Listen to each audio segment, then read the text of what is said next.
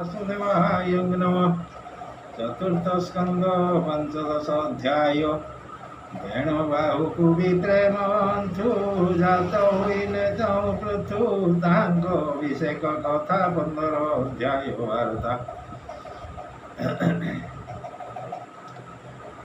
मैत्रेय उवाच निर्मल देखि वेणुंग पुनि मंथिले बाहु जुग नारी पुरुष एक बेले जन्मिले वेद मंत्र बड़े स्त्री पुरुष देह देखि विष्णुर कला उपलक्षी आनंद मने मुनि गणे भावे गंती जणे जणे।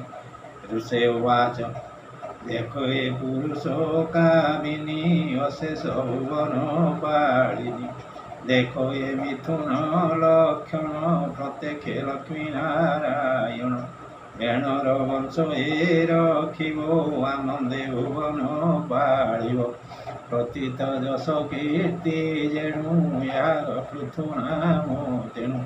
ये जे सुंदरी शुभ्रदंती मुक्तार प्राय दंत पंथी सकल गुणे भूषित विराज जसने आदित्य।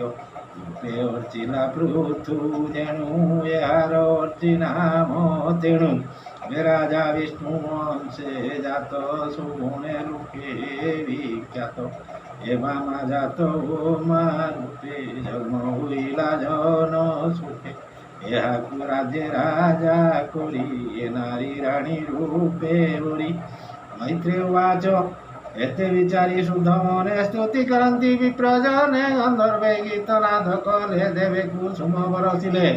आनंदे गीतनाद करे नृत्य करन्ति अपसरी। शंख मृदंग तुरी नादे देवे बंधुरी विष्णुपदे। देवता पितृ ऋषि गणे मिलिले हर्षित मने। शक्रजे पद्मजुनि तुले देव समूहे विजय करे। देखिले वेणुसुत हस्त विष्णुर चक्र चिन्ह युक्त। चरणे पंकज लांछन सकले कले अनुमान। विष्णुर अंश निश्चय जानी बेगे आनिले तीर्थ पाणी। अभिषेकर द्रव्य जेते प्रजाए आनी जे जामते। समुद्र पर्वत सरित सर्प विहंग मृग जुत। धरणी अति पंचभूते जार जे अभाउचिते। सकले नाना द्रव्य आनी मुनि आनंदे वेद भणी। पृथुकु अभिषेक कले मंगल नादे अर्चितुले। पृथु कले महाराजा शुभे विराजे महातेजा। कुबेर देखि तु समने देला से सुवर्ण आसने। वरुण देला छत्र आणी टेकन्ते बरसोई पाणी। हे छत्र नाम कल श्रवा स्वभावे दिशे शशि प्रभा। चामर समीरण देला धर्म देवता कीर्तिमाला। इंद्र मुकुट देला शिरे समन दंड देला करे। ब्रह्म कवच ब्रह्मा देले भारती हार लोमाइले। गोविंद चक्र देले करे कमला बसे तार उड़े। सुवर्ण 10 चंद्र जुते रुद्र खड़ग देले हस्ते। अंबिका देले आणी चर्म सत चंद्र रे शोभमान।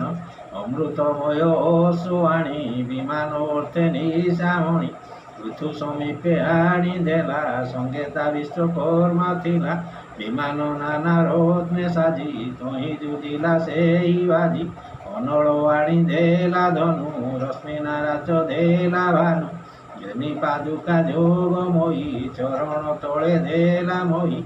आकाश देला पुष्पमाली आकाश चर गणे मिली। नृत्य संगीत वाद्य जेते जे अंतर्ध्यान विद्या जुते। सकल मुनि गणे आशीष देले जणे जणे।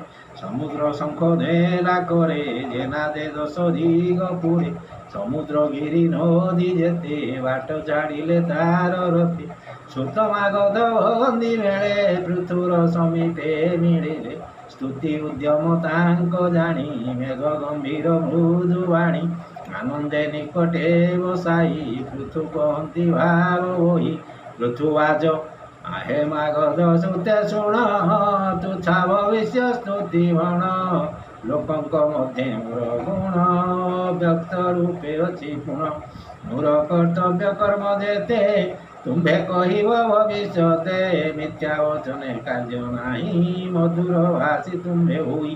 ଏବେ ବିଷ୍ଣୁଙ୍କୁ ସ୍ତୁତି କର ଯାହା ଅଟଇ ମୁଖ୍ୟ ଦ୍ୱାର ଏମନ୍ତ ପୃଥୁର ବଚନ ଶୁଣି ସନ୍ତୋଷ ପ୍ରଜାଜନ ହୋଇ ପ୍ରଜଗନ୍ନାଥ ଭାଷା ପ୍ରମୋଦେ ଭାଗବତ ଚତୁର୍ଥ ସ୍କନ୍ଧେ ବିଷ୍ଣୁବାଣୀ ଶୁଣି ସଂସାରୁ ତୋର ପାଣି इति श्रीमद्भागवते महापुराणे पारमहंस्यां संहितायां चतुर्थ स्कन्धे पृथुचरितं नाम 15 अध्यायो।